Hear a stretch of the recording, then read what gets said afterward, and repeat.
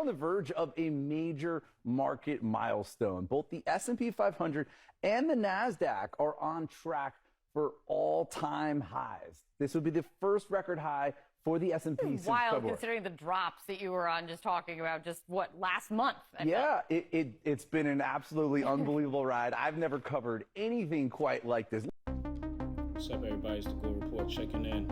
So look where we are right now. S&P 500 has just reached a record level. And think about where we were 3 months ago. There was panic in the market.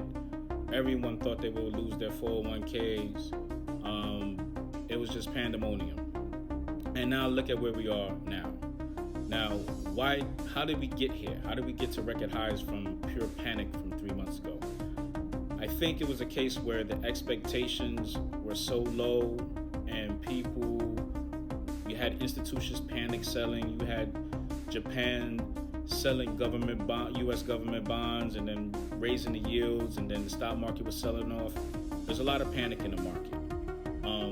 But there was one specific, investor class that did not panic. It was the retail investors. So regular people, not the professionals, regular people, retail investors were holding on to stock, but not only holding on to stock, they were buying stock. So when people would ask me, what do you think about the market? You know, people who were unsure of what's going to happen, I would pose two questions to them. I would say, did the stock market recover from COVID? They would say, yeah, it did recover from COVID. And then I would ask them, do you think tariffs are worse than COVID because we shut down the economy with COVID? And then people would think about it and say, no, I don't think tariffs could be worse than COVID. So then I would tell them, maybe you should buy more. Whatever you own, maybe you should buy more of it. Because at some point, this is going to blow over. Knowing Trump, he's probably going to change his mind on tariffs. If he wants 100, if he says he wants 100, he really wants 60. So he's just starting off at a high point, but he really wants something lower. So he'll just change his mind. So the mindset is not to panic in a situation like that, because tariffs are not the worst thing, right? But it was based on a sense that expectations were really, really, really low, and there was panic in the market, a lot of volatility. A second part why the stock market pretty much took off is because the economic numbers came in better than expected. You had CPE coming in better than expected. You had the CPI, which people were pretty much CPI and core CPI coming in lower than expected, and people thought that with the tariffs that those numbers would shoot up. The PPI also was declining as well. Now, great news. Everything's great. Everyone's in a good mood. Everyone's 401k looks great. Everyone's portfolio looks great, right? This is what I think for the second half. I think for the second half, we've got a lot of high expectations based on what has happened the last 3 months, right? Everyone's happy.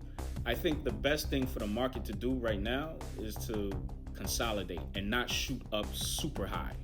It's to consolidate, get comfortable with this level,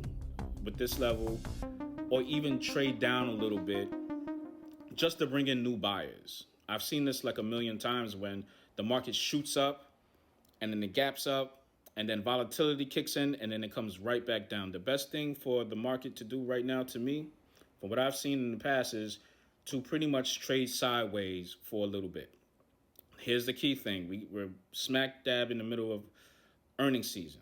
So what we'll get a chance to see from these companies that are going to report in the next 2 to 3 months, especially on the retail side, is if they are assuming any disadvantages via the tariffs.